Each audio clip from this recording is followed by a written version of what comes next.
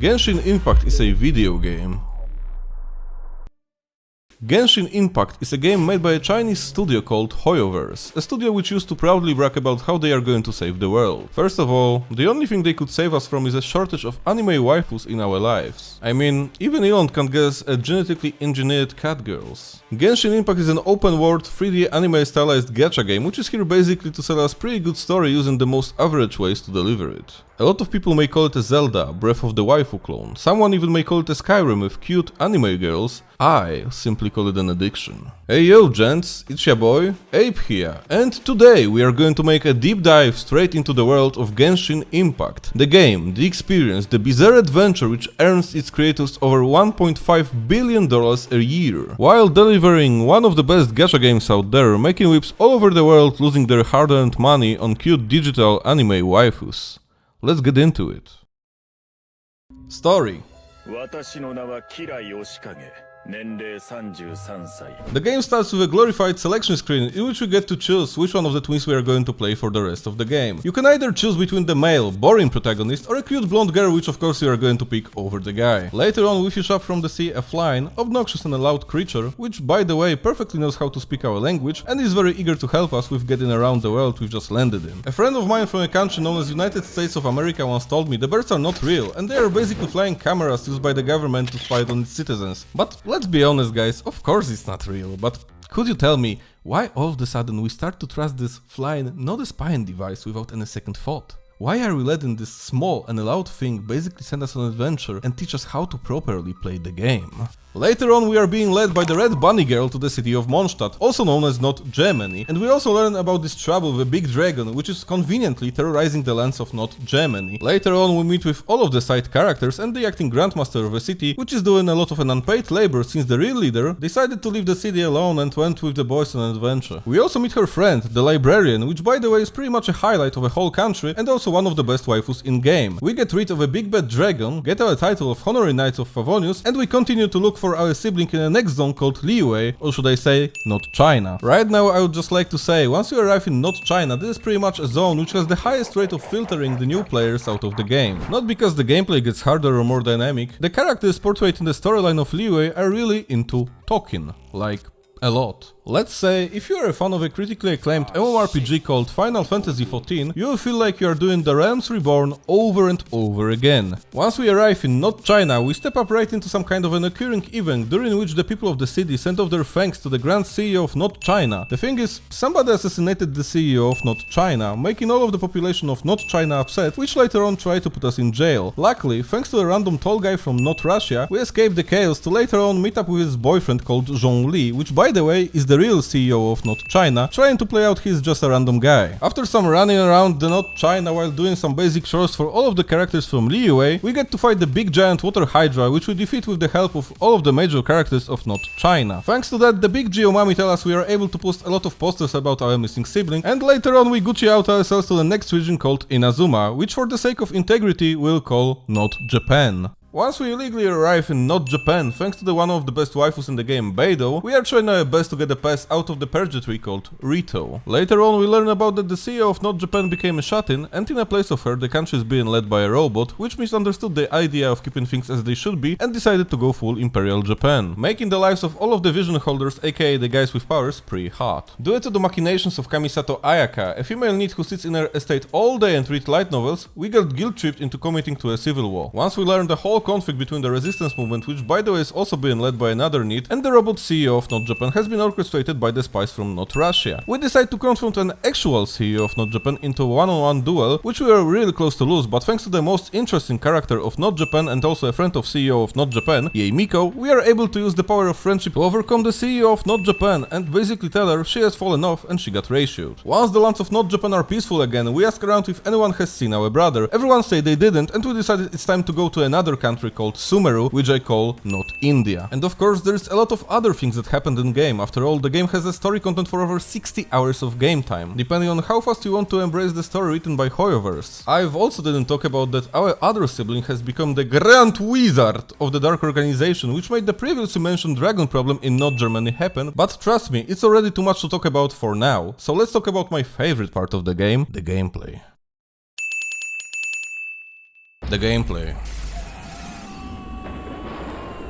The game is pretty much divided between two totally different playstyles. Before Adventure Rank 40, the game is a Zelda-like clone. You basically run around the world, collect some treasure chests, fight a lot of minor enemies, complete the mini puzzles, acquire some primo gems which you will need later on to unlock your first 4-star and 5-star characters. Sometimes you even complete a story quest for a certain character so you'll get to know more about the playable anime girls and boys. Or, if you hate yourself, you walk around the whole map while using a third-party website world map to collect all of the oculi to unlock all of your stamina bars. This whole fun and games is over once you get over Adventure Rank 40. That's the time when the game finally starts to show up its real colors. The mask slips off and you start not being able to face your enemies like you used to do. And the reason is simple, the world scaling. So, if you want to go back to the good old days, you either make a new account, you quit, or you are made to go into the artifact mines and pray to the RNG gods to get at least one decent piece of an artifact, and that's where the fun begins. You choose the mine which you want to use your precious stamina on, called resin, and you basically run the same dungeon over and over again, in hope of getting at least 2 to 3 different artifacts a week, which shows any signs of potential of being good. This is the most annoying and the hardest part of the game. You're not only being locked on your stamina, but also you're playing against the odds of less than a 1% to get the perfect artifact. Did the artifact drop from the right set? Did the artifact drop with the right main stat? Does it have at least good one substat which you want to max while leveling the set piece up to 20? Did it drop with all of the 4 substats already present? Did all of the breakthrough levels have gone into the right substat? Did the substat level roll the highest value? As you can see, the level of RNG and luck needed to get good substat is wild, and even though it's pretty hard to achieve a god level artifact, but once you get one, it feels much better than rolling a character from the wish banner you are wishing for. Of course, after a year of playing, you'll have a few characters which are decked out with the artifacts which are close to perfection. Here's my Ayaka, on which I've spent over a month worth of resin to get the best artifacts I could get for her. Even though she's still far away from having the perfect 380 crit value, she is basically carrying me through the whole game with ease. After spending 1400 resin, which is around a week of farming the same domain, I got 6 artifacts which have shown any sign of being good, and only one of them after leveling it up to level 20 was actually neat. But still, I use it to level other artifacts since I already possess better hydro damage pieces than the one I rolled. And after hearing all of this you might ask, dude, do you like to suffer? Farming the stuff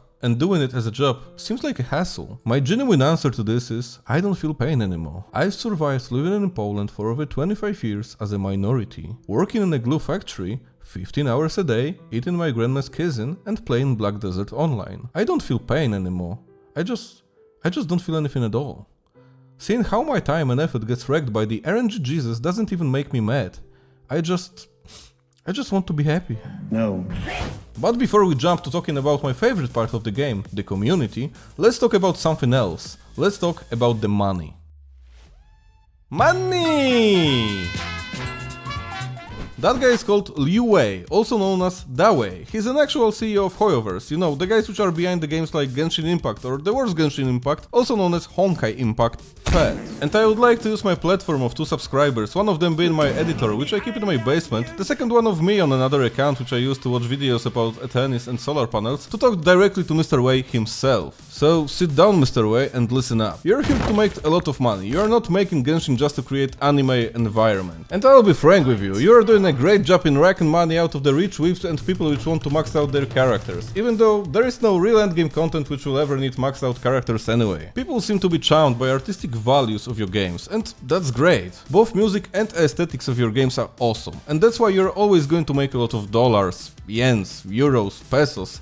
Name the thing you want. But you seem to forgot about one small little scheme which could also make you a lot of money. But since you neglected it, it may even make you generate less money in general. It's called an influencer marketing. Don't take me wrong, Mr. Wei, influencers in general are loud, obnoxious and also problematic most of the time. The thing is, if you could copy the system of creator code from the other company which already has proven it's working, you could make even a bigger bank if you would also give those pesky influencers around 3 to 4% of the amount of the viewers spending on Genesis crystals or any premium currency in all of your games. Not only would you change the perception of your game in general audience, you would also get an army of loyal and by proxy rich influencers which rather than complaining and crying about lack of endgame content in your games, would praise you all of the time and say you're basically a savior of gaming. Since you plan to make a very big amount of different games working on the same scheme as Genshin, which means putting most of the effort of the aesthetics and cool combat and a very small amount of an actual content of the game, giving an option for creators creators which are covering your games would make it even easier to sell it to your major audience, which are the casual gamers.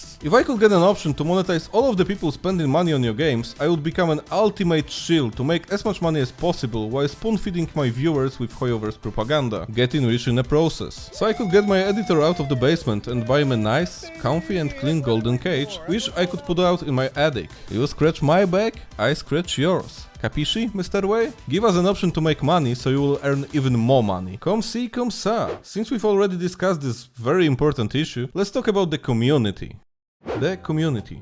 Community of this game is broad and wild. Since the game became a global success, you can assume you can meet a person from every possible social group. Casuals, hardcore sweaty gamers, people in their early 30s, people in their late 20s, teenage boys and teenage girls. By simply looking at the demographics, you can see the average age of a player is around 35. I just want to say that before I start rambling about how people are trying to make this game something which they shouldn't even try to. So let's start with the groups which are the most visible.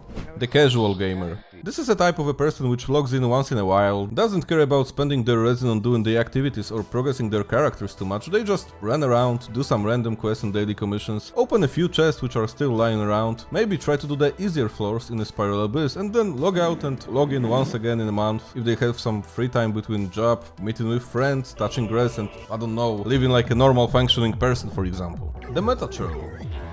The meta churls are a very specific and interesting kind of a species. There are those funny guys who run simulations trying to uncover deep secret arts of certain characters to uncover the most optimal way of playing the game. They are basically trying to optimize fun out of their gameplay, creating spreadsheets, tier lists and team comps lists just to clear the only thing which could ever be seen as an actual endgame content except collecting anime girls, the Spiral Abyss. The thing about the Abyss is, if you played the game for over 6 months while buying a Welkin Moon, a $5 subscription which gives you over 2700 Primogems during the month, you are pretty much off to go to clear it for at least 30 stars. The difference between clearing it 30 and 36 stars is 100 Primogems, which is worth around half of a one wish. If you want to be even more precise, it's 200 Primogems a month, since Spiral Abyss resets twice a month. 200 Primogems is worth around $3 American, which means the difference between a casual norm which doesn't care about min-maxing and reading stupid spreadsheets and a hardcore sweaty nerd is around $3 a month. Back in the day I used to be a pretty hardcore MMORPG gamer, playing from 10 to 12 hours in a single sitting, but I would never get an idea of trying to do the same in a mobile game with an average age of its players of 35. This is a story-based open-world RPG for anime degenerates. The only thing you should think about while playing the game is if the character you are playing has enough of a jiggle physics on its chest, not the number of frames you need to wait before you dash cancel to get the most DPS out of your funny spreadsheet. There are no leaderboards, there is no guild raid feature, you don't need to parse to finish the whole content of the game. During the last patch I've logged in just to burn my resin and to do the biggest event in patch to get my Primogems so I could roll for another constellation of Ayaka, which is my favorite character in the game, since I'm a sucker for the most basic waifu baits. I did the Spiral Abyss, the smaller battle event and the bigger story event in 4 hours of gameplay. Once I got enough Primogems to roll for 10 pulls on a PD, I've closed my eyes and seen I didn't just get one 5-star character, I got 2 of them. This thing made my day, but also reminded me I'm not playing this game for difficulty or achievements. I play this game to collect cute anime girls.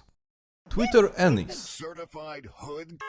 This is the most obnoxious and annoying group of all of the people playing the game. Saying they are playing the game is a misunderstanding. They used to play the game over 6 months ago. Right now the only thing they do that have anything in common with the game is doing and promoting their low quality fanfiction, which most of the time contains like sheep. Or they just keep whining about content creators which are problematic, or people who use the word waifu without any ounce of an irony. Even though the last time they did the daily commission was around Christmas, they are the first to cry about how much the game became boring and mundane, most of the time coming from the perspective Hoyoverse didn't release any new male character, which they could use for their drawings to post them on Twitter for some easy likes. If you want to see somebody crying about the game or anything related to content creators, the Twitteratis are your place to go. And that's pretty much it, folks. I absolutely love this game. It gives me a reason to keep waking up and doing something with my life rather than just eating chicken tendies and pierogis while watching Bucky on the second monitor. Hope you liked it. Also, hope to see you in the next video. Bye!